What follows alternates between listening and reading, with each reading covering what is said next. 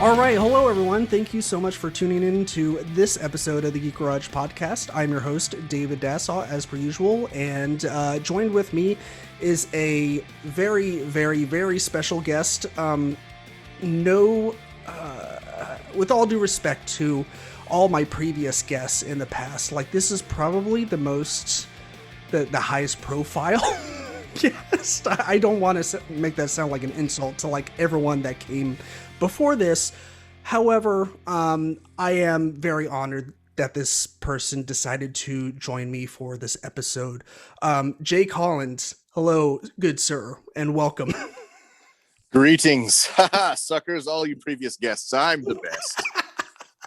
Just kidding. That's absurd, man. I hope it keeps going up from here for your podcast, because if I'm the peak, I'm sorry. Kidding. No, I'm honored, man. Thank you for having me on. Yeah, absolutely. Thank you so much for joining. We were talking about this a little bit before we started recording, that we have been trying to make this happen for quite some time, and we're just super excited that it has finally come to fruition. And on a day that's super crazy, like you had storms coming your way in Georgia, and I had tornado warnings in Murfreesboro. So it's good times all around.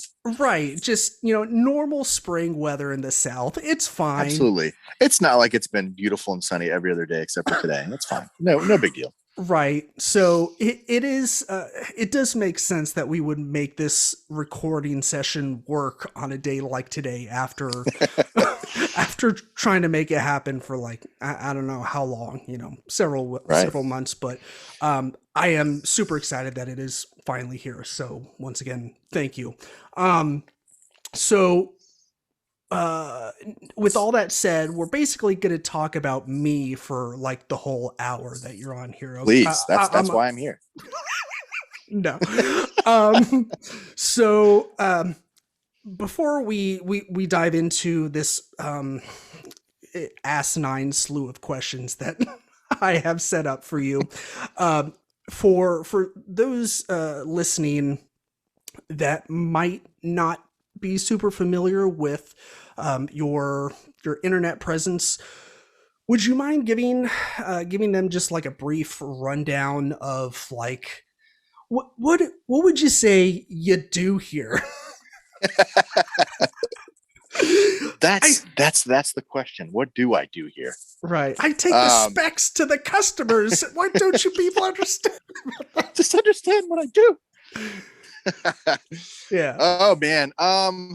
I mean, at the core of it, as simple as possible, I'm not afraid. I feel like it's a dirty word, or they shy away from it or hate it. But I don't really take much issue with being framed as a content creator or influencer or what have you. Sure.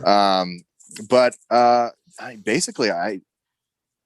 used to make short form videos just for fun with some buddies, and then Vine came around, and it just kind of took off from there. So ever since then, it's been it was mastering the 6-second time frame and trying to fit as much in, or whether it was a story or a joke or just a quick idea, loop, whatever.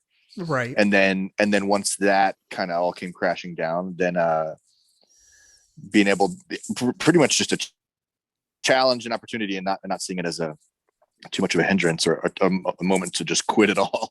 But transitioning on to, all right, now I can do longer stuff, and really just kind of transition to Facebook and YouTube and Instagram, and just in the meantime. And then along came TikTok, and then we're playing with, I can do 6 seconds like Vine, or I could do 60 seconds. But all that to say, it's always been in the comedy realm, but not so much like, it's not like necessarily skits or, stand-up comedy. It's just been a lot of, I'm very much in the slapstick realm, meets the Warped Tour crowd. I'm what they've coined on the internet lately as I'm an elder emo, whatever that means. I've been going to Warped Tour and concerts and all that from the scene and the Warped Tour crowd since 03, 04. Right. So it's a good mix of slapsticky comedy,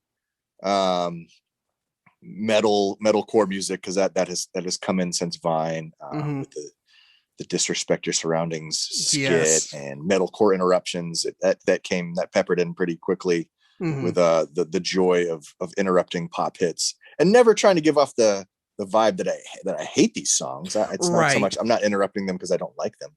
Right. It's just an idea that took off, and I still have fun with it. Somehow it's Yeah. still going. Yeah. So Yeah. Yeah, we're definitely getting to that bit because I have some questions and comments. yes, um, but yeah, speaking of Warp Tour, did you manage to go to the last Warp Tour that they had a few years ago? I did, and I would have loved to actually go to the very last one. That would have been kind of a fun opportunity. Oh, sure. I think it was in California, but I could be wrong. It could have been Jersey. Um, but for locally, yes. By that point, I had already transitioned from Virginia to Georgia, so I went to the last Atlanta date, Okay. and it was good. There was still a handful of bands that it kind of came full circle that I got to see that I actually saw at my first Warp Tour back Right. in '04. So that was very nostalgic. But yeah, I was there. Yeah, I got to go to the Nashville date. That actually my very first Warp Tour was in the location in Atlanta because at that point in time, no one fucking came to Nashville. Like Nashville was not on the map for anyone. So nine That's times out of bizarre. yeah, it's so weird to think about those days because it's not like that anymore. But Right. so for all you people listening that are like, what are you talking about? Like Nashville's like the hippest place on earth besides Austin. Um, like I'm telling you, like it was a desert wasteland when it came to music shows. So yeah, I It's think essentially what South Carolina always will be. exactly. And I just recently went to South Carolina, so I can personally attest to that. I, Um, I've vacationed there ever since childhood for my dad's side of the family, and oh yeah. ever since hitting high school age and being interested in concerts, I would always check and see. Man, maybe there's a good concert, but this week or weekend that we're going to be there, and there never has been. Never. Oh man. Anyways, Yeah. Yeah. Yeah, I got to go too, and see a lot of cool bands, some that I had seen before, some that I had not seen at all. It was actually the first time I ever saw 303 play live, and I was like, hell uh, yeah. Like I was so far back because the crowd was like so insane. yeah, But man, it was so awesome to like throw up those 303 fingers and just gosh, rock out with those guys. Yeah, I got to see like Ice choke Nine cherry. Kills. Yeah, right. Yeah, choke chain, choke chain. God, Gosh, so brings back fun, but so memories. stupid. Okay, I was I love actually, it. yeah, I was listening to that album the other day, and I was like, God, like those were the halcyon days for sure. Like the Yes, late 2000s, just party music all day long, yes. all night long. Get some 303 and some Cobra Starship and call it a day. Just all the neon colors, all of them. Yes, Yeah, all of them, every yeah, single one of the spectrum. right, yeah. Um, so Andrew told me to bring this up before we get started. I know I keep on like saying like "Hey, one more thing then. Like, but our good mutual friend Andrew Nolenberg, who is also a TikToker, The he maestro of the voice impressions. yes, he I loved I actually just today watched your oh, fuck, what's it called when the duet thing that you did where Right? he Yeah, did yeah, the planet Earth and then you did like your reaction video watching it. It was yes. so funny. Yeah.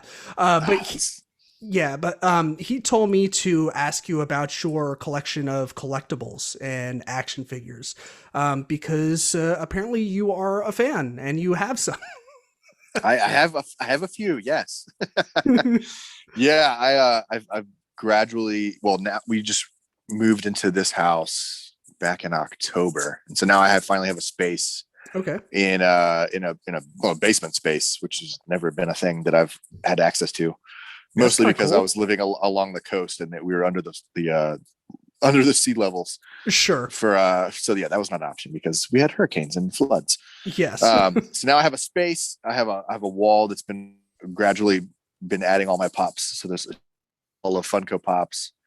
Um, Recently got a bunch of old boxes of stuff that had just been sitting in my parents' attic, I think, for who knows how long now.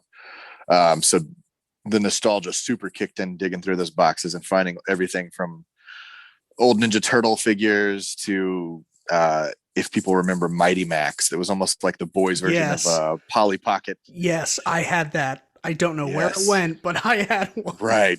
I'm shocked that they survived. I think so much of my stuff would fell prey to garage sales and who knows what else, donations and Right. whatnot. Yeah. But yeah, no, I that's definitely picked up in the last 2 or 3 years, but I've steadily collected as long as I can remember, and very much pack ratted a lot of stuff that I'm glad I did from Right. childhood, Yeah. and it just kept going. So now I've got everything from the Funko Pops, Mhm. um, and especially grateful that I've held on to my Pokemon cards since '99 because those have kind of blown up recently.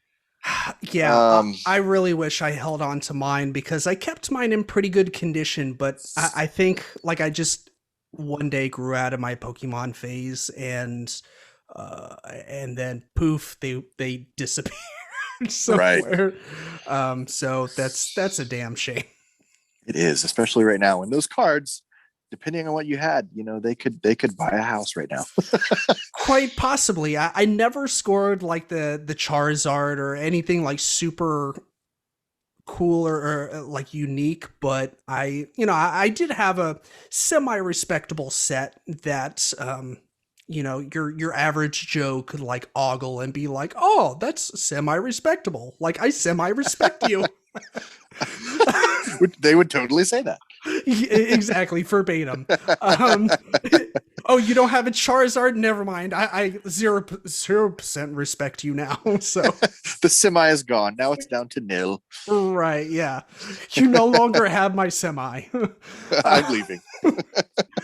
um, yeah. So that's awesome, and I did see your I think it might have been in one of your Vine compilations, but you showed off like your most rare Funko Pop, and then like your shiniest Funko Pop, and the most Oh yeah, valuable one. That was pretty cool.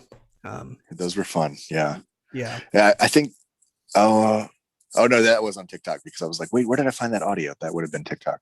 I recently started, kicking the algorithm in over there to show me more Funko stuff on Oh, on okay. on TikTok, and so I found somebody who had been making some like that where you just use the audio and play along and show off whatever it's kind of categorizing.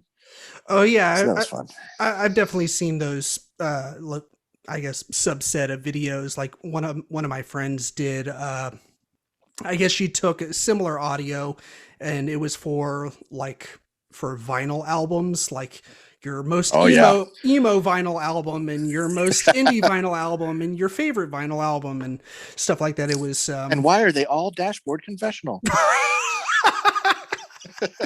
vindicated. Uh, Uh, the good that old takes me back. emo, yeah, good old emo days. It's yeah, The king those of emo. right. Um, so one more thing before before we get started. I'm so sorry. I promise this is the last thing. Space Jam. This should just be the theme of your podcast. It should always be. And one more thing before, and then it's just over. You're like, wait, what? one more thing then. So I know you have a particular love for Space Jam. Can you tell me? One could say that, yes. Yes. Which is funny too because um, it's more so been prevalent in the videos as a recurring theme, almost as if I'm being tortured by this entity that always just is playing that song from right. the soundtrack. But Hey, no, dude, what you gonna do? come on and play. I mean, it goes all the way back to. I mean, I probably saw it opening weekend in the theater Mm-hmm. and just fell in love. Like I was at that point was already well into the Discman phase. So I had Yes. that clipped to my belt loop, and Mm-hmm. which didn't really work because then CD skips. But I tried. But I had the CD. I wore that thing out. the soundtrack was just, as they say nowadays, it was just straight fire. So many bangers. Yeah. Also, if we have any like quote unquote kids listening right now, like anyone from like 15 to like 19, they probably have zero idea what we're talking about. Like Discman, Exactly. skipping, like Right. Space Jam. What are you talking about? I saw a TikTok of some girl just sitting there, just totally confused as to the term of like, wait, so when you said you burned CDs, like, did you, like, what? And she just could not grasp it. I'm like, one, please stop, because now I feel really old that you're confused about that topic and that practice. But two, Right. you got Google. Just look it up. Just search about it. Learn yourself about it. And Yeah. don't make yourself look like a stupid Gen Z kid. Yeah, it's I saw that now. Jeez. I was like, "Oh, my poor sweet summer child." I'm dying inside. Yeah, But right. no, I mean, yeah, I've literally loved that movie since it came out. But at the same time, it's not, you would imagine that if I'm commonly linked with that movie, and a lot of people, they probably think I have like, just a room full of Space Jam stuff, and I disappointingly do not. Sure. But I've got the cassette, I've got the CD, I've got the VHS, I've got the DVD, I've got the vinyl. I have it on vinyl. Holy That was a fun. crap. That was a fun find. I can imagine. I've got a weird little two of them. This guy sent me um, little candy holders that look like a statue bust of Michael Jordan, and he's Mhm. wearing his jersey. It's entirely like brown, like chocolate colored. So it's kind of odd. Okay. Uh, I've got a coin that came with the VHS. I think not with mine. I don't know where my copy wasn't sealed. So if it had a coin at one point, then that's long gone. But somebody sent me their coin that came with it. So it's like a two-headed coin, two-sided coin with like one side's got Michael, one the other side's got a couple of the Looney Tunes. The Funko Pops. Somebody's on Twitter/TikTok called Talking Pops. I had two of the pops and had trouble finding the rest. And he's like, I'm offloading a couple. Here's the whole set. So send me all those. So it's gradually been kind of acquiring the stuff that I probably should have had all this time. Sure. And of course I have the jersey. I've got the Michael Jordan Toon Squad jersey and the matching shorts. Of course. But yeah, I don't know. I've always loved it. And then it just became a recurring theme ever since Vine. So it just kind of kept going with it. Yeah. I too am a fan of Space Jam. I recently rewatched it. I want to say a year or two ago, and I was like, man, like this movie is it's something else. Yes, it is. It's I don't want to say it didn't age well, because like, it's a movie from your childhood, so Right. obviously you're going to have like a different perspective now than you did as a kid, but like it's always going to hold that special place in your heart. Like, Right. I think about it, and I don't really think about the time I rewatched it 2 years ago and I was like, what was I thinking? I really think like what I'm really thinking about is how like me and my brother, like we were taken by my dad to go see, or he probably dropped us off at the movie theater. Let's be honest. He was like, I ain't going to see that shit. That movie looks terrible. Right. And so he dropped us off at like the Hermitage 8, which hasn't been a thing for like 84 years. Back in my day. Right. But yeah, that's the memory that I have. So Yeah. yeah. But yeah, let's officially like 5 years later, let's go ahead and dig into some relevant questions and some things that I'm sure your fans and my listeners would like to hear. So you kind of in your intro talked a little bit about like how it all started and the precursor to Vine. Like, would you mind just elaborating a little bit on like the circumstances for it all starting and things leading up to Vine, like what you were doing and some of the videos that you were making at the time when like Vine first entered the internet sphere, if you will. Yeah, I mean, if we want to go way back, I mean, it's very similar to the whole collecting. I feel like I've been in some capacity like entertaining initially just my family, and then to a bigger scale, ever since, as long as I can remember. You Mhm. know, if my parents had the shoulder camcorder out, or whatever, as that evolved throughout the home media realm as we got older and Right. technology advanced. If that was ever out doing home videos, I was front and center wearing stupid little costumes that I would come up with. Oftentimes, man, there's some I would go back and watch now that I'm like, wow, I literally had no idea how inappropriate that was. That's really strange for an 8-year old to be doing. For some reason, the first one that comes to mind, I remember jumping in front of my cousins and my sister. I was maybe 9 or 10, so really didn't know what I was joking about, nor the severity of it. This is just a 9-year-old, 10-year-old's mind. I remember jumping in front of them as they were playing ball or something, and I had my hoodie up and and sunglasses on, and I just yelled, "I'm the Unabomber," and then and then just ran off and had no idea what I was saying. I'm sure my context was literally just, I saw this guy's mugshot or sketch on the news, and it was just like, hey, that. And we're Oh. seeing it years later and being like, wow, that's wildly just really off color, and really just, what are you can't joke about that. What are your parents teaching you? It was just so bizarre. And so that's probably not the best foundation for the videos from that point on. But that's just the weirdest example I can think of, that dating back. Hey, But ever you since then, you got to get your start somewhere, right? you have to. And if that's being an elementary school kid joking about a terrorist, then cool, whatever. Right, Um, but whatever. so that luckily did not set the tone for the rest of my stuff from here on Yeah, out. that's But excellent. I could we'll fast forward to high school. That's when I feel like I really, really kind of laid the foundation more so concretely, that would transition later on to YouTube and Vine and Instagram and such forth. But me and my buddies in high school, whenever we would all just crash at my buddy Nick's house for the weekend, which was 3 or 4 times a month on the weekends, we would stay up, like any high school boys would do. We would stay up as long as we could handle, absolutely fueled on Doritos and Mountain Dew. Right, yeah, Anything we could, Hot Pockets, Bagel Bites, whatever we could get a hold of, just like exactly. awful.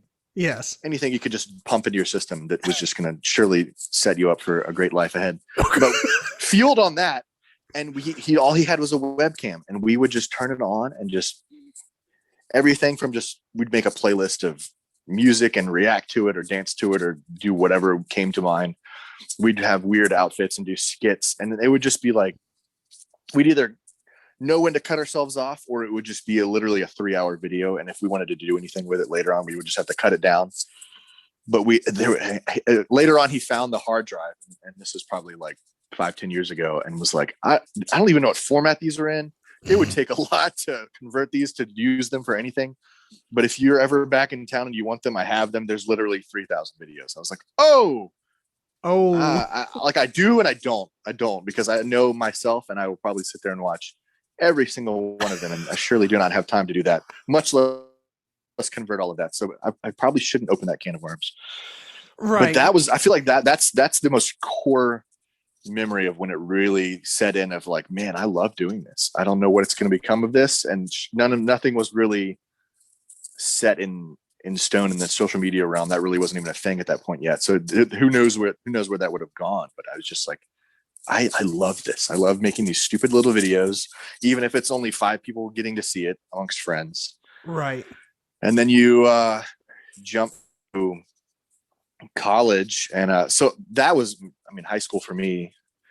That was graduating in 2003. So this really was back 2002, 2003.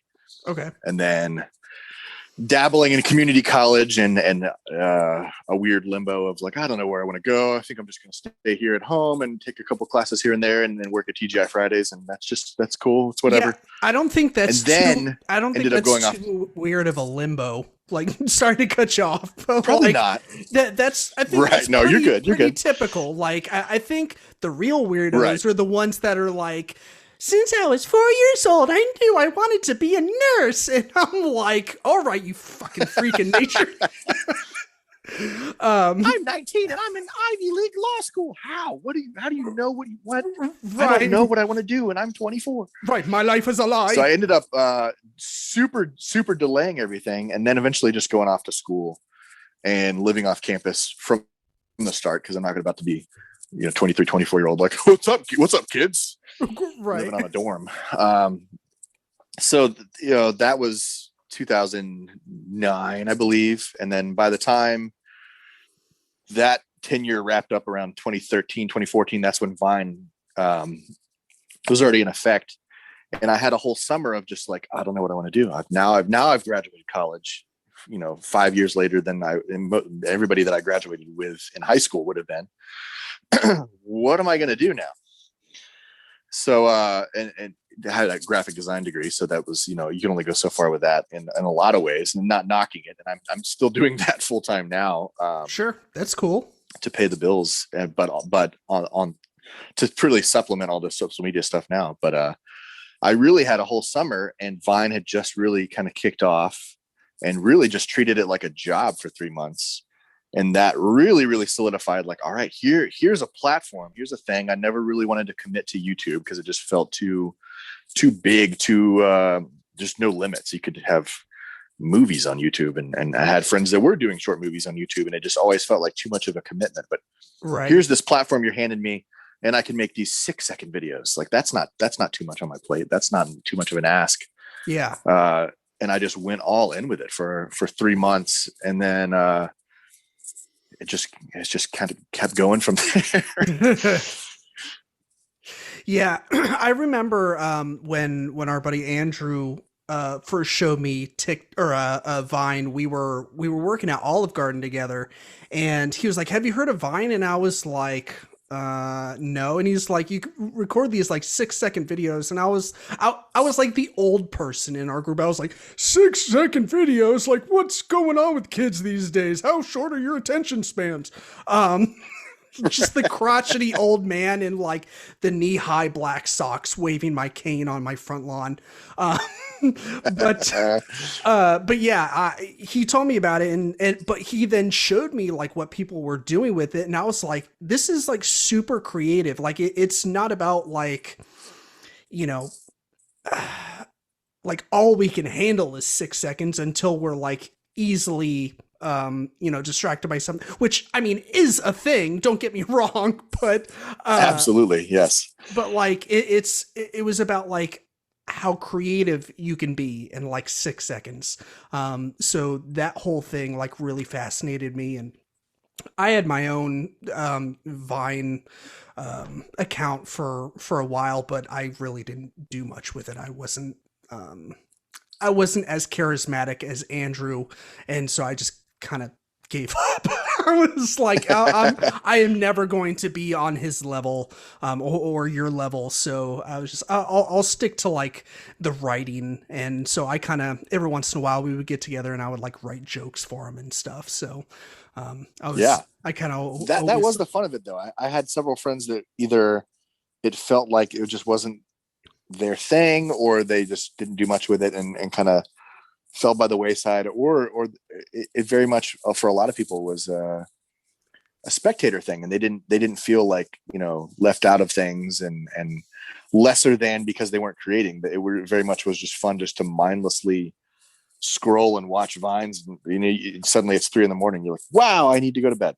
It was fun, and it definitely was, like you said, it was a new challenge to try to tell something or accomplish something with a strict time limit, and that, with that time limit being like 6-ish seconds, that was definitely a challenge. But it was fun. It was a lot of fun.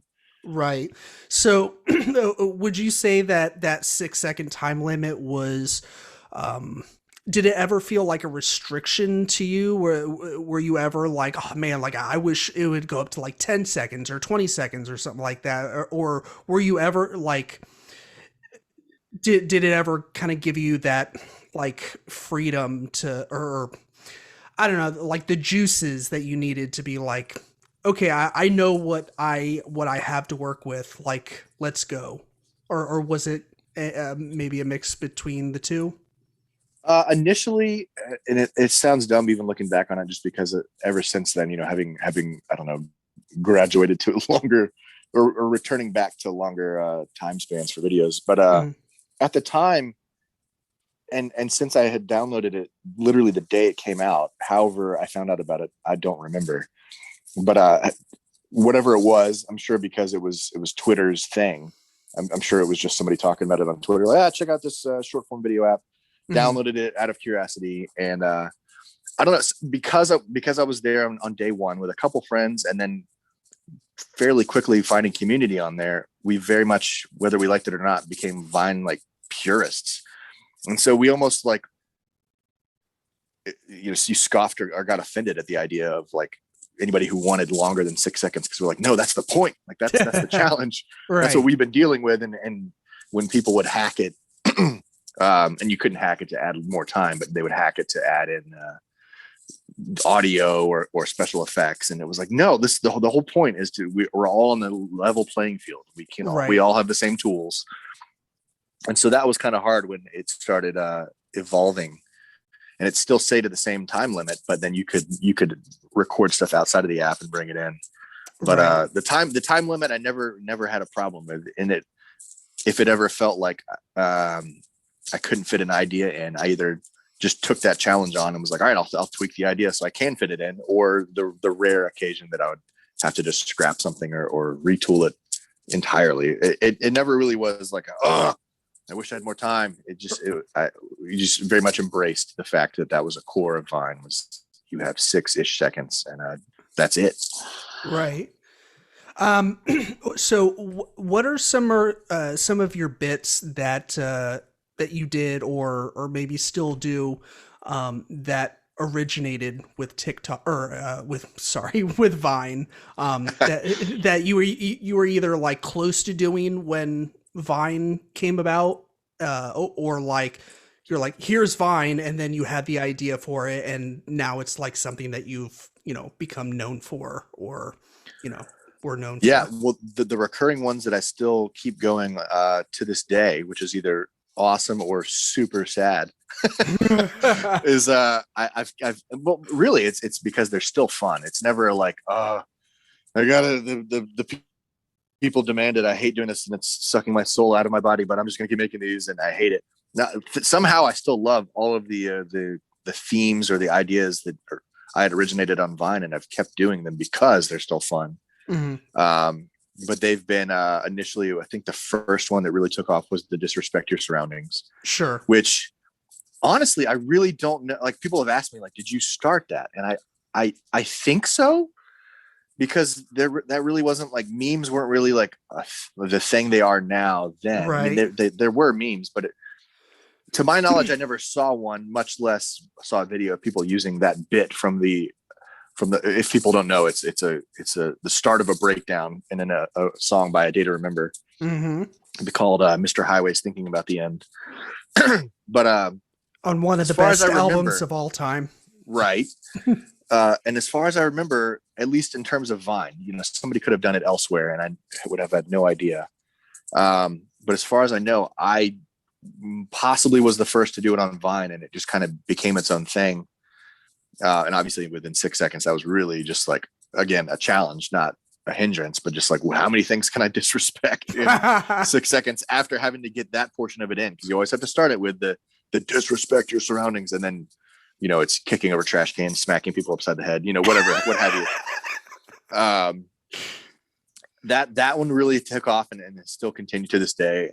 And I did tweak it and borrow the one that is actually a meme of Disinfect Your Surroundings, which had Mhm. Jeremy McKinnon, the lead singer, in some sort of like hardcore pose on stage, but they Yeah. photoshopped in the The the Clorox bottles or Clorox bottles in there, or yeah. whichever. Yeah. Yeah. Um, but that one was fun too, because then I was able to make it my own on TikTok, and I actually recorded myself like disinfect and did that right at the beginning of COVID, and so that Yes. has became its own thing. But that one, of course, I did not. That was borrowing the meme and making it my own and recording it. But so disrespect your surroundings, obviously using somebody else's song, Hmm. but turning it into a little mini skit. That was a Vine thing that's continued. Of course, the Space Jam slash Can't Stop the Jam, which is, I'm always my victim self, whatever you want to call it, my regular self is just hanging out and kind of glances over like, oh, seriously. And then there's the jam, whatever, whatever you want to call him, the jam guy, or literally just the jam. Right. This it's written. An aside to that, it's been fun with both Metalcore Interruptions, which is the next one I would mention, and the Space Jam Can't Stop the Jam ones.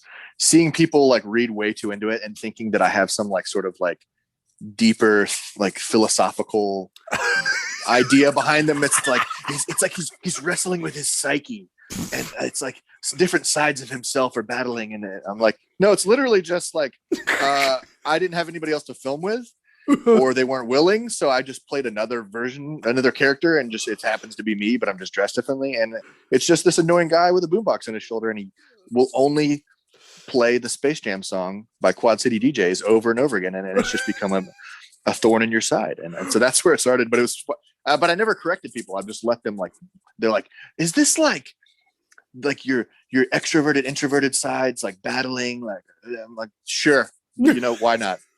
Yes, I maybe mean, yes. art is supposed to be able to like be interpreted several different ways. If you do want to call yourself an artist, which I mean, I'm cool with, which I'm sure you're relieved to have my blessing. Yes, I've been waiting. That was the That's on my list tonight. I'm like, right. please get to a point where he describes me as an artist. God, I'm such an a-hole. But no, like, yeah, as the kids say nowadays, like, it ain't that deep, fam. Right, exactly. Like, it was very much fun seeing people take it to that level. And I'm like, you know what, fine. If that's what you enjoy about it, and you've read that far into it, then sure. Let it be. Let it be. Yeah. Let it be. But that was the one that really, I feel like, took off to a different level past the disrespect your surroundings. And then I have one that's been fun to have more time to play with it's keeping myself entertained while parked, which is a fun hashtag because that's like a paragraph.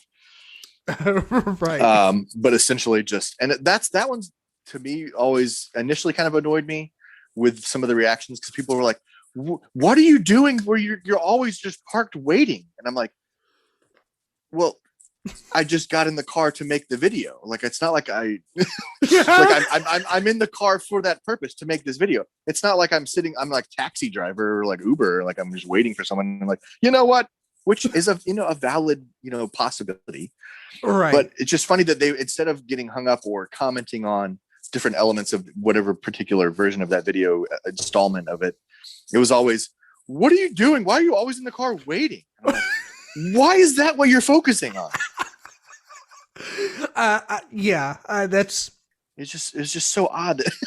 Like, it didn't make me mad, but it was just like very intriguing that was the one thing that a lot of people kept getting hung up on. And like, why is he always waiting in the car? Like, well, I've been doing this for about 3 years now. Don't worry about it. Just watch the nonsense. Just watch the nonsense. Come on. Right. That's, yeah. That should be its own hashtag. Just watch the nonsense. That should be just watch the nonsense. Right. And then after that, Metalcore Interruptions was the one that has really, really taken off on TikTok, and kind of became its thing prior, but more the in between regular no themed ones, they do pretty well, but people really, which is, and I'm not tooting my own horn, it's a huge honor that the Christmas ones have become a family tradition for some people. That they wait. They don't really care. They may like the other ones, but they really, really look forward to the ones that are going to drop in December. Sure. So that's been one that's really fun to specifically make in terms of that theme. But I'd say those are the core four. I think those four.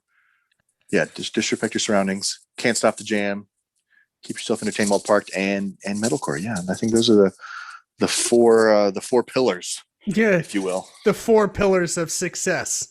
Yes, that's all you need. Yeah. So Vine does great until it doesn't do great, and then it announces that it's being shut down.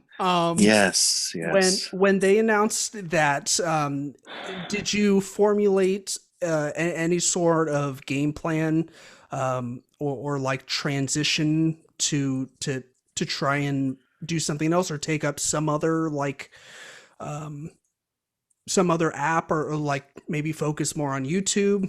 Did you do anything like that in between? Because I mean, it wasn't like Vine announced that and then TikTok came up like right Right, away. right. I mean, like I think TikTok's been around since 2016. Does that sound right? We're roundabout, I think, and that might have at that time still been In China. the artist for the China, the artist formerly known as I think it used to be called Musically, Okay. which I'd known about, but it was to me at that point it was solely focused on just lip syncing, Sure. which didn't interest me, but is odd that it didn't because that was a lot of what I do anyway. It was lip syncing metal songs, so it's like why didn't I jump on there at the time? But Right. right, yeah, no, yeah, there was no real game plan in place. Thankfully, about 2 months prior to them announcing that Vine was going to be shutting down, I had set up a Facebook page just on a whim. I think a buddy had been like, might as well like just have one and just see what happens. At least if anything, you can post like Vine compilations on there and on YouTube. Mhm. And I was like, sure, and they actually did really well. So it already kind of established itself on Facebook, and so when the news broke about Vine, I was like, well, at least I've got this as kind of a landing pad Mhm. to have some sort of output. I mean, Instagram was a thing at that point still already, and YouTube, of course, which eventually I did get one, but it was never the one I relied on because of it just has always felt just so daunting. Sure. Um, but no, yeah, yeah, like I thankfully had prior set up that Facebook page. When the news broke, I'm not ashamed to say it seems silly. It's so easy to take things like that we look back on like Vine or any lightning in a bottle kind of silly thing that people look at as just like a mindless form of entertainment. But it had truly been a great creative outlet, and also a great community. That when the news broke, I was just sitting at lunch by myself right down the road, just a little cafe, gas station dealio. Mhm. And I just sat there looking at my phone, looking at the article, and just I wasn't like uncontrollably sobbing, but I found myself just sitting there like crying a little bit, just like wow, it's like a losing the last 4 years of my life Right. put in all my eggs in a basket in this platform, and then they're just going to take it away, and it's like wow, I can't not be a little emotionally struck by this because it was more than just all right, I'm going to jump on there and make a stupid skit and call it a day. It truly was like a solid creative output. Why do I keep saying output? Outlet, a creative outlet. Get the you're term right. you're doing great. And such a solid community, which has lasted to this day. There's still people that I keep up with that are some of my best friends Sure. because of that. So it was a weird moment, but you just kind of had to bounce back pretty quickly. But yeah, so the other platforms thankfully had been set up, but the Facebook page was doing pretty well. So it kind of just transitioned to that as like an intermediate, like, all right, I'm here and it's something. Mhm. Um, and then, yeah, then Musically became TikTok, and I quickly shook off any ideas of like, it's dumb. I don't know. That's not going to last. That's just some stupid little platform and I'm like, wait, what am I doing? I've just spent all that time on Vine, which was essentially the same thing. Why not Right. try it out? Right. And here we are. Yeah. Um, would you, uh, Do you love them both equally, or like in their own right, or you know, when it all comes down to it, is there one that you like a little bit better, or is it kind of like separate but equal kind of thing? Yeah, I mean, I know initially I was like, I'm gonna embrace this. This is fun. All right, I'll give it a try, and it seems to be great, and it's very similar. And here's a great new outlet to make these short form videos in, but it'll never be Vine. It'll just never be Vine. But the longer I've been on there, and it's been long enough now. I think I've been on there for about 2 years, I believe. It very much is. It's very much the same feel in terms of not just a platform to make videos, but quickly finding community which very much felt the same as what I'd found on Vine. And it helped too that there were a lot of Vine friends that had jumped on there too and embraced it. Yeah. And then seeing like a whole new, like the new class, and never being swept up. And it does help that and not that this is like, it can affect anybody. It's not specific to an age, but it was always nice dating back to Vine that happened for me when I was 24, 25, not when I was like 15, 16 for something like that has happened for some of these kids. Cause I feel Sure. like if it had happened to me then, I would have been such a tool. Like if I'd had that kind of attention at that age, that would not have been good for me. So Right. it was nice that it happened, in my 20s. But all Yeah. that to say, the point of that being, it was cool also that then transitioning to TikTok in my late 20s and early 30s with other friends who are in the same age range, same experience in terms of these social media platforms and short form video stuff, with seeing other people like-minded, either the same age or younger, having the success that we used to have, and it's still doing well. It's been an awesome climb on there, Mhm. but seeing people that are now having their Vine experience on TikTok because they may not have had Vine, or never took off on there and only had like, they may have been a small creator or nothing, and they may have never found their niche or had the drive to even put themselves out there. Now having that on TikTok, and it's again not relegated to an age. You can be 40, 50, 60 and be jealous of somebody else's success.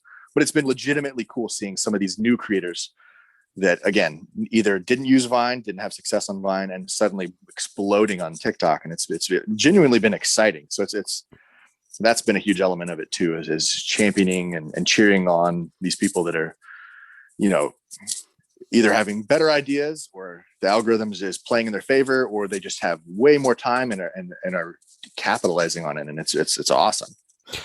Yeah, it truly is a brave new world.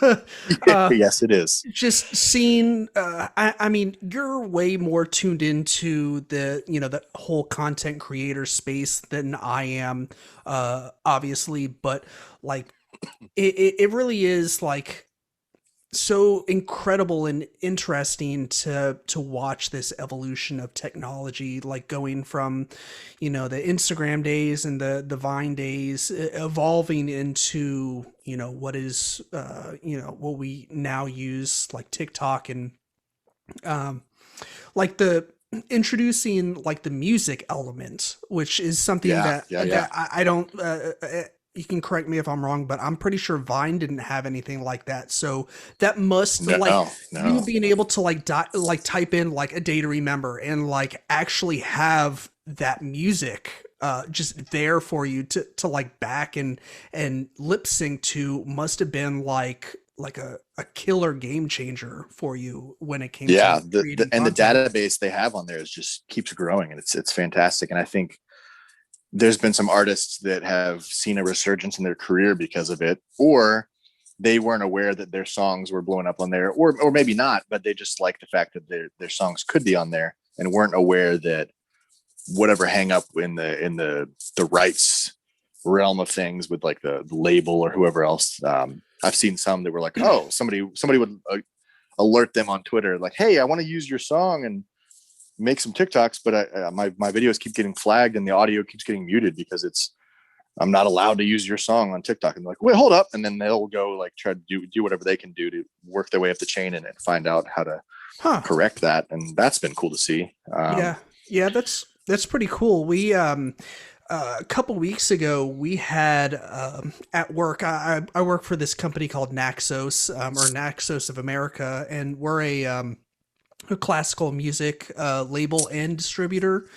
Nice. And so we had a TikTok challenge where we had, I think, two particular songs from two different artists, and the challenge was, or the I think the first challenge was we had to use that song and basically do whatever we wanted.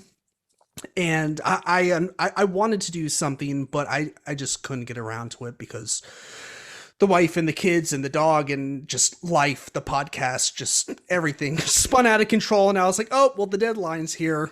Cool. I didn't get a chance to do anything. But like one of my best friends and coworkers, her and her girlfriend, they got around to doing one where, like, it was when the big snowstorm hit several weeks ago. Yeah. Out of nowhere, and then it kind of all disappeared 2 days later. But they went to a park down the street from their apartment, and they built like this tiny little snowman, and they put it to this like epic like super symphony, like blah blah blah blah, and like they're pushing like this little snowman that they built on like this kid swing, and like it falls off, and they're both like crying in the snow, like no.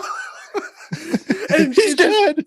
Right, and it's just like this like epic like Star Wars music, like la la la la la la la la la. It's amazing. Yeah, it was so good, but like yeah, and that was to like raise awareness for these artists that were put through our label. They were put on the TikTok platform, and so obviously it raised awareness for the artists. But like my best friends, they won that challenge, and they got like $500 or something like that. Nice. That's awesome. Yeah, I was like, well, shit, maybe I should have put more thought and consideration, or put that on the higher priority level. But they next time, right, yeah, next time, baby. So yeah, so obviously the music was a pretty big game changer for you, having that more readily available. Was there anything else about TikTok that like really helped you step up your game as far as like making or like evolving your current you know video ideas that you had, like the metalcore interruptions and whatnot, and making new videos with new ideas? Beyond the song database, the built-in filters and effects that you could use. Sure. And it wasn't just like 5 or 10 things. Like it was, constantly evolving. They would have you could flag some as your favorites in case you couldn't find them again. Mm-hmm. And they kept adding new ones. You would find some on your For You page that you're like, hey, that effect looks awesome. Wasn't aware what that one did, because you're really just basing it off of scrolling and looking at icons. And if you have the time to test each one, but and then there's a couple effects too that aren't necessarily like face filters or weird little effects and augmented reality kind of things. Just little things after you've filmed the video, I could go in and really add more chaos to like one of the metalcore interruptions videos, and make the screen kind of like earthquake a little bit, like not too much to the point where you have no idea what's going on, but right. Or you could add in like confetti, like shooting up out of the bottom corner, like never a thing, because there's some people that overdo it and are taking themselves a little too seriously, like lip syncing to like Evanescence, and they're like have these weird, which is almost too much going on. Not knocking Evanescence, I don't know why that's the band that came to mind. I've just seen a subculture on TikTok of people that are like our age that are like, and again, there's nothing wrong with the music, but it just seems to be that realm of like, wake me up. Like that corner of rock music that is, I don't know, just kind of seems to take itself a little too seriously and a little too moody. Sure. I don't know. Maybe that's like not the fairest example, because I mean, not knocking any of these people. I have some friends that are all about sure that corner of alt rock, but just seems to be on TikTok in particular. Yeah, Anybody listening to that would use certain filters, but just overdo it to the video is just almost unwatchable. I'm like, why is this like why are these elements like recurring throughout a lot of you? Like, here's the same general music, and you all love to use these, like, butcher at these videos with these excessive effects on top of it. Just pick one. Just pick one. What are you doing? yeah. I admittedly, my very first TikTok video was basically just like that. Like it all it was the one of my very first tumblers that I made. I it was a Super Mario Brothers tumbler. It was like red and had like this red and white paint swirl, and it had like Mario stickers on it and shit. And it was just spinning on the tumbler spinner, which keeps the epoxy from like sifting down into different corners. Anyways, so Yeah. that was basically the whole video. But who wants to watch that for like 20 or 30 seconds? So I just like stuck just random filters on it, like the water feature and like the glitter Yes. and the shiny feature, and like I just titled the video like LOL, I don't know what I'm doing, first TikTok video. And It's just actually is just so perfect in itself. yeah, and then I put like Newfound Glory's Greatest of All Time as the backing track, and I was like, Yes. I mean, this song has no business being in this video with this content with this like choosing a Super Mario Brothers theme song would have been a good idea in retrospect. Maybe. However, we probably should preface for any of the listeners that may not be aware. He's talking about tumblers as in cups, guys, not like the blog site oh yeah, or yeah. the meme overload. And some of us have Tumblr, Yeah, but that good call on the clarification. just in case. No, I'm just stuck in my own little world and just assume. Embrace it. Yeah, I just assume that everyone has a peek inside the dark recesses of what is my mind. Just this dark place. It's a dark place full of really, really cool creative cups. Right. It's just bursting at the seams with all these ideas. I just have these ideas like a hat that's like a hat like or like a shirt that just says like like tuck to the hand or something like that. But yeah, all that to say, my first TikTok video was like garbage. And I mean, Dude, so I'd already well versed in the social media short form video realm of these platforms by the time I got on TikTok. So I didn't have that moment on TikTok and not being like, yeah, my first was a masterpiece. It wasn't. I don't even remember what my first one was. But I had that moment on Vine because none of us knew what to do with it. And it's literally just me like sitting there looking all bored and then quickly like stop motion looking, walking, because I'm just like recording every other second as I'm walking. And then I'm just crying in the shower and I have no idea why. And that was my first Vine, was just me strangely walking and then just going like as the shower came down and soaked me while I was fully dressed. So right.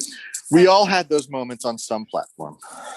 Yeah, as you do. Like, I think one of my first and really only videos that I made for myself when I tried to get like a humor blog and vlog started up was like, I think it was just called Oreos, and I just set up like my tripod with my DSLR camera, and I like it was just me getting ready for work, and I was like trying to make myself some cereal for breakfast, and I was like, oh yeah, cereal. And then I opened the fridge and I was like, no milk. And it was like just clips of me screaming because I had no milk in like different parts of the house. Like I'd be like just in different parts of the kitchen, like just like those quick cuts like that. And pure chaos. Yeah, and then it was like the next day, I go to open the fridge and I'm like, hey, milk. And like then there's like no cereal or some shit. And but then I find Oreos and people are like, oh no, it was the other way around, where like I still didn't have milk or something. And then I found Oreos and people are like, well, how are you going to eat Oreos with no milk? And I'm like, just don't think about it too much like it's a garbage video. You're putting too much thought behind this. Just let me enjoy my Oreo content. Right. I was like, it's supposed to be funny, and they're like, is it though? I was like, all right, y'all are mean, Right. but truthful. It hurts, but it's so true. Right. Yeah. So, uh, so moving on to a little bit of like just your creative process as a whole. Would you say that you have some sort of like process for like working on new material or evolving your what you currently have, like your four pillars of success? Um, like, do you have a set schedule that or like time that you set aside to kind of work on it, whether it's like editing or just coming up with stuff, or do you have the ability to just kind of come up with it on a whim, if you have like a quick idea? Well, that the Vine definitely established the non-schedule of like, since it was such a short form Sure. time limit, it very much could just be like in the moment, whether I was busy or not, or if I would just, oh, I gotta take a bathroom break, and I'd go make a Vine. Very much easy to kind of tap into that, like, and it helps that we can do these things with our phones now. It's not like I have to go set up, and I, not that I don't use a tripod at times and have some equipment more so than now, but really the core of it, all I need is my phone, and I Right. can just go run around the corner and make a quick, something, or at least a piece of it, and build on that later. But honestly, I've always wanted at times to have a more of a set schedule, or even like set aside a time early in the week of like, all right, now I'm just going to brainstorm ideas. And it's just never really took. It's just not how I operate, at least in terms of just the my own personal stuff. There's more time and effort and creative process put into it if it's a sponsored something, and I need to like actually adhere to some guidelines. Then I'll take it a little more seriously, and I'll plot some things out. There's been times where I've drawn stuff up on like a blackboard, or That's jotted cool. things down more so. But really, at the core of it now, it's really just in the moment, bare minimum, or I'll have a notes app on my phone of just ideas, and usually I can go back and decipher what the heck I was thinking in the moment. I, Sometimes I have no idea, and then there's a couple that I've always wanted to make, and just there's a notes app on my phone. A notes app, of course. There's a notes app on my phone. There's a note on my phone of a couple ideas that have just been sitting there since Vine that I never got around to making. I think oh the wow. one that's lasted the longest and never put time into was lumberjack bower. And literally would have just been just that, as self-explanatory as it is, just a lumberjack. Yes, I don't remember what he worked for now. It's been so long since I've watched that show. What that government uh, agency was. was it 24? Was that Yeah, it it? was 24, but I can't Okay. remember the it wasn't the FBI or CIA. It was like Yeah. Uh, another acronym. right. Yeah, It I would never just be watched like it their either. field agent out in the woods, and I would have my man bag, little like merce, whatever you want to call it, but also just like suspenders and a flannel and a green beanie and an axe, and it's and then it would cut back to like I would somehow I had access to a couple different like editing bays that kind of resembled like a headquarters where you'd have a bunch of field analysts, like, I don't know, just looked more like a government kind of like spot where they had like screens Right. everywhere, and you could even just use a computer lab if you wanted to. Yeah. But then it would just cut to the guy in the field, and he's really just like chasing, you know, of some hobo through the woods, or or a skunk, or I don't know. There was so little time and thought put into it other than just the title, Lumberjack Bower, and that has just literally just sat in that note for years. And I'm like, maybe I feel like it's too late now because 24 is not a thing anymore, so it's just not even worth tackling as an idea anymore. But Sure. yeah, all that to say, usually it's just in the moment, or it doesn't require much other than just jumping on Spotify or TikTok and just seeing what the gathering a couple songs that are hot right now that I can quickly pick into and think like, all right, I can interrupt that part right there. And then just have a small database of metal songs in terms of those ideas. Right. But What yeah, what are some of your I know with your metalcore interruptions, like I've heard a couple new ones, and there's a few that I haven't that I don't recognize, but I recognize most of them because like you and I were close to the same age. I think you're a year older than I am, because I graduated in '04. Um, okay, yeah, but yeah, like I recognize. I think it was the like one of the opening screams for Attack Attack, yes. and of course Stick Stickly. yes, God, that whole album and their track titles like Yes. absolutely classic. But yeah, sorry, now I totally forgot what I was gonna ask. Attack Attack just derailed my train of thought. Crab Um, core, why? oh God, Crabcore. Just I didn't know crabcore was a thing until it wasn't a thing anymore. Like I didn't realize that that's what they And that's either a call great thing or a sad thing. You're like, oh, I wish I'd known. I would have been way more into crab core at the time. it. Right, just because it was called crabcore. Exactly. But what's funny is like someone mentioned crabcore and I was like I have never heard that term before, but I know exactly what subgenre of metal it pertains to. Right.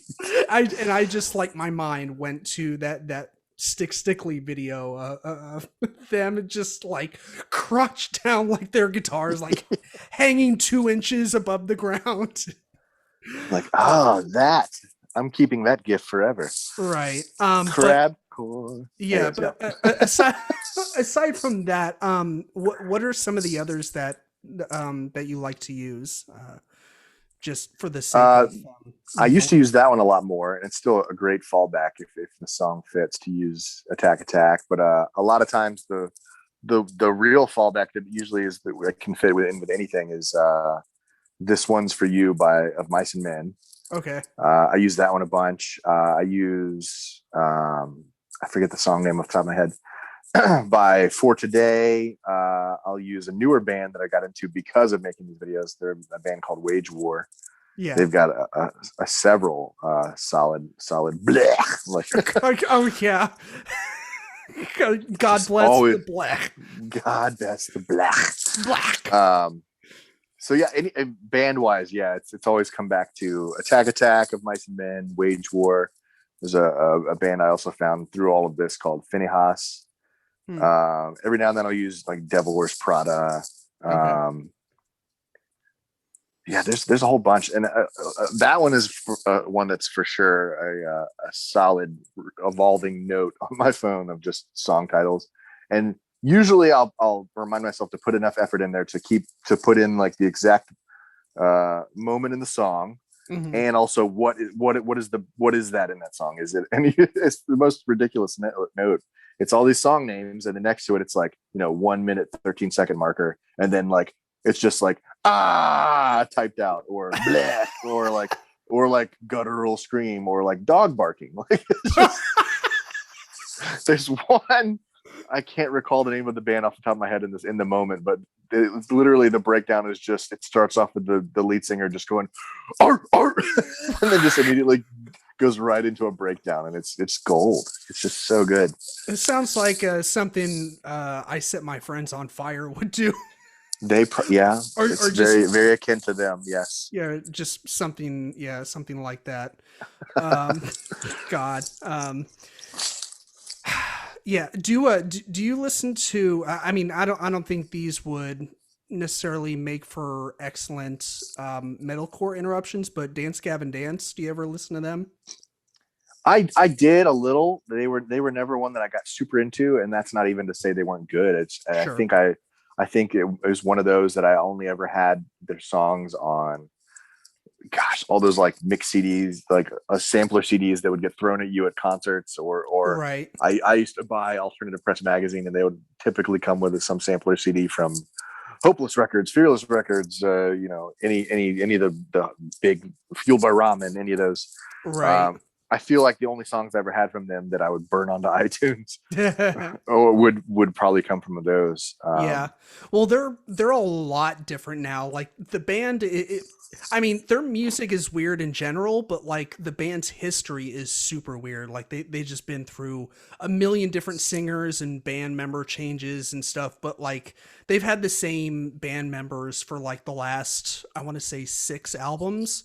So like they kind of have they finally have like an established like I guess band and music aesthetic, I guess, to Yeah. where it's not like changing and evolving and you're just like what the hell is really going on here. um so yeah, I mean they're definitely worth checking out. Yeah. I would maybe start with like Mothership. Like that's a Okay. pretty solid album, but yeah, that's just me getting like my 2 cents in there like, hey Jake, like you should listen to this band. You really should. Really near and dear to my heart. Yeah, something really sad and No, pathetic like that. that is no, that is a solid reminder, because there's been a couple bands like that, whether they, not necessarily the same sound, but bands that on that kind of list of yeah, I had like 3 of their songs and just never put in the effort to listen to their albums or get back around to them. So Right. that is a solid reminder to give them one more chance. Yeah, for sure. So I know we've been kind of recording for a little while now, so and you're an hour ahead of me, so I don't want to keep you for too much longer. Um, so to kind of wrap I'm up, sleepy, man. I just want to go to bed. You're holding me here and I can't get off. No, it's fine. So just to kind of close up the questionnaire, Star Wars collector cups. Do do you have any?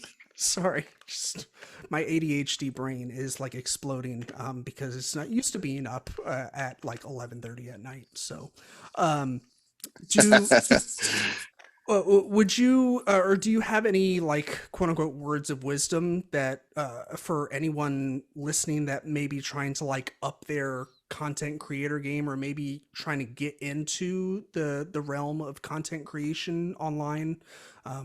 For do you have anything like that you feel like you've learned that's super valuable that is kind of like timeless, not necessarily that pertains to like the Vine days or like more contemporary, like something that was successful with TikTok, like just something that you've done that you found like is like evergreen and you're like this is just good to live by.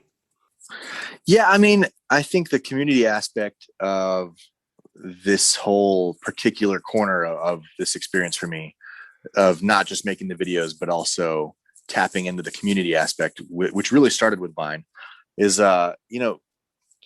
find some like-minded people that and never make it about, I want to get to know that guy and be noticed by him because he has, X amount of followers. Never be about that per se. But just really linking into a community and not putting yourself into a corner where you won't try new techniques or be afraid to like,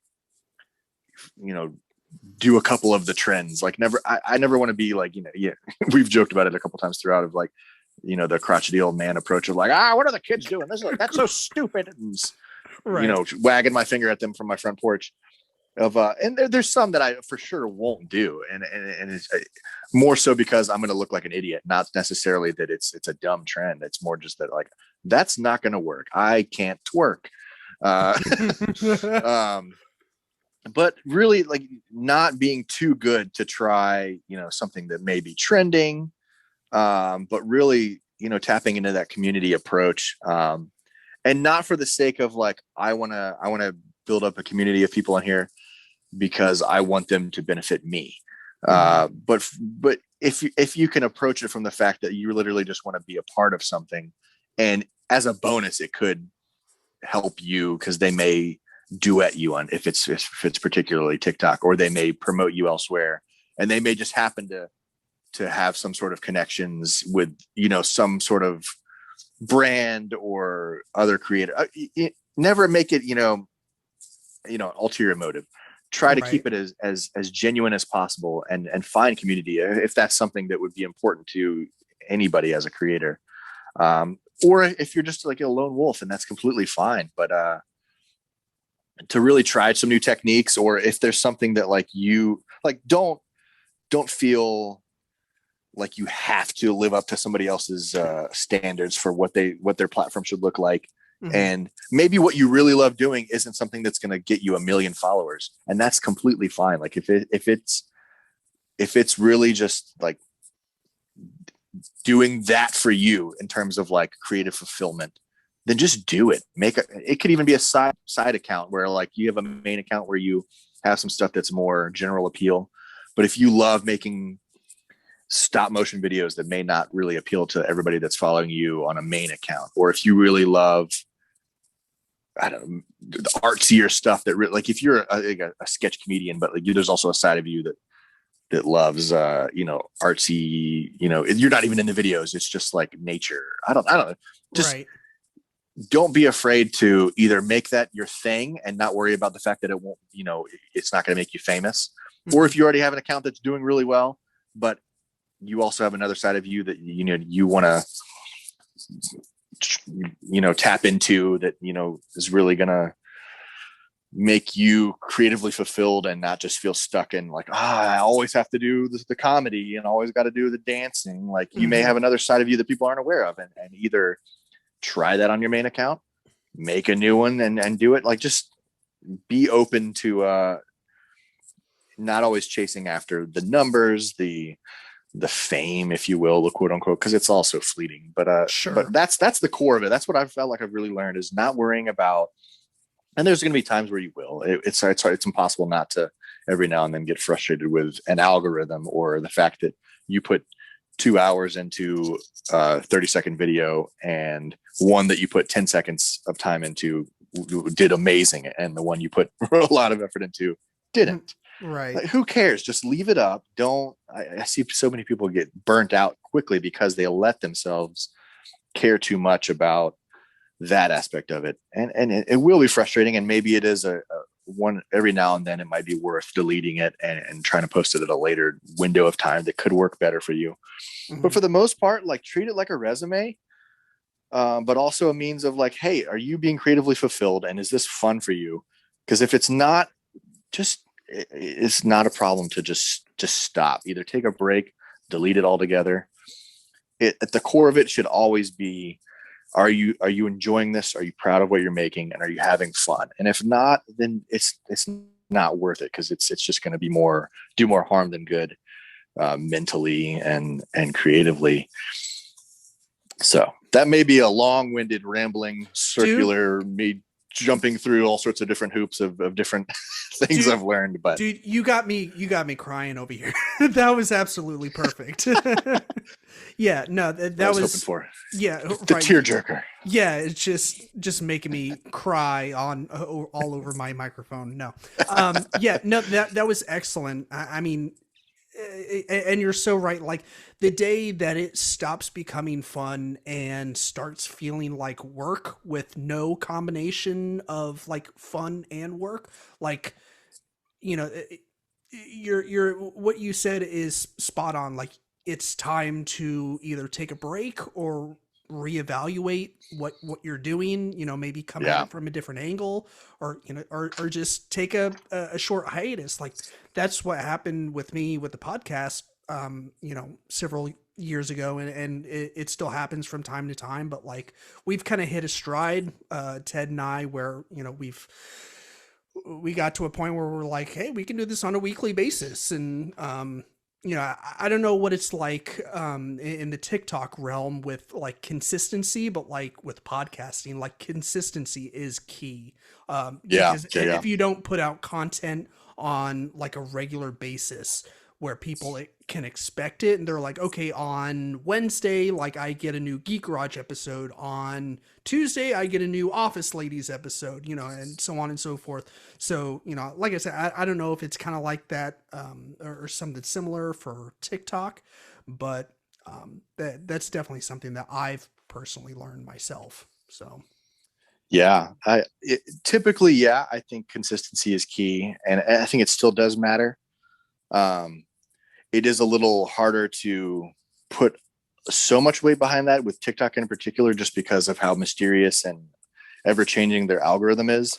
Because I sure. could literally post twice a day consistently forever, and that may not have any effect whatsoever.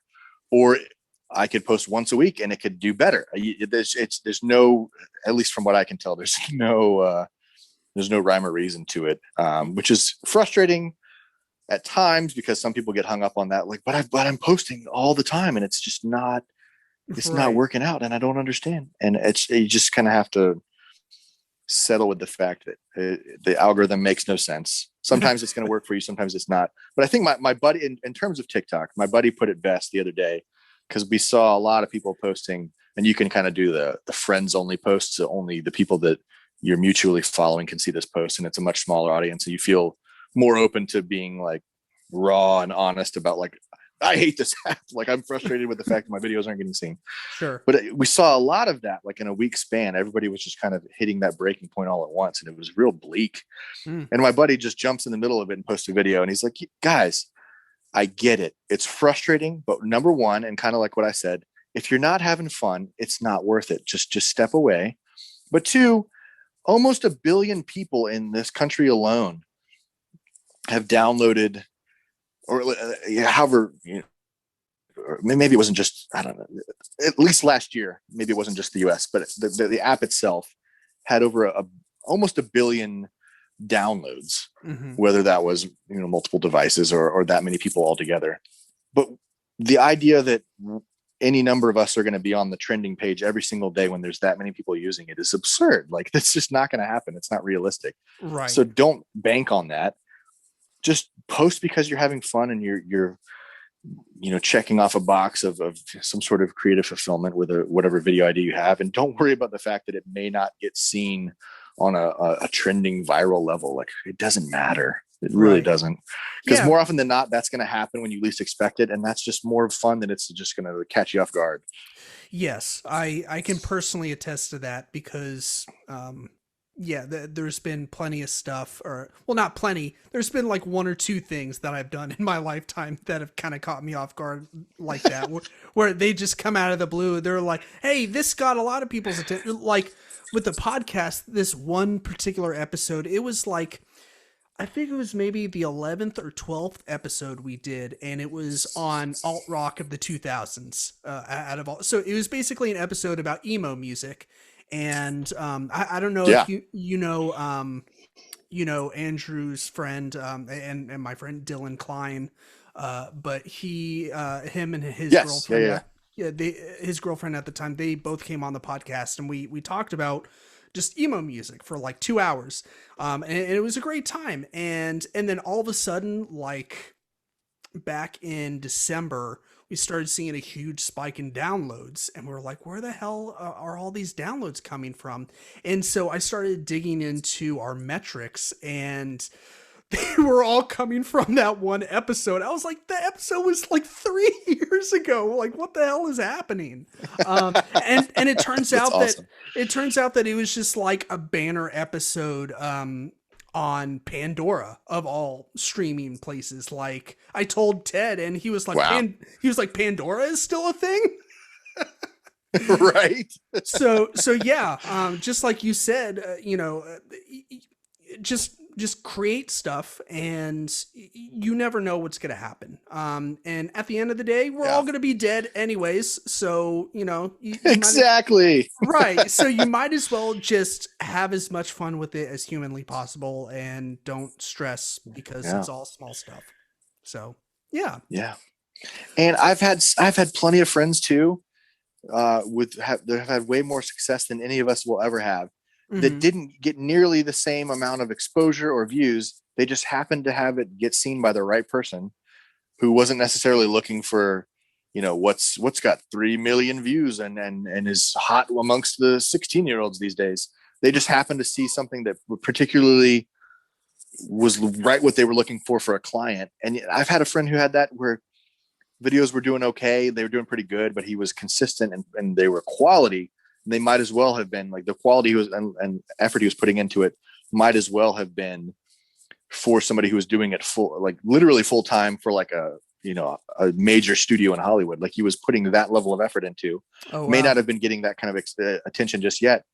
And was getting decent views and is now making videos for The Rock and doing like, VFX for Jack Black and like just crazy like opportunities. And it's not Wow. because he was like the in the top 50 TikTok users ever. Like you just happen to get seen by the right person.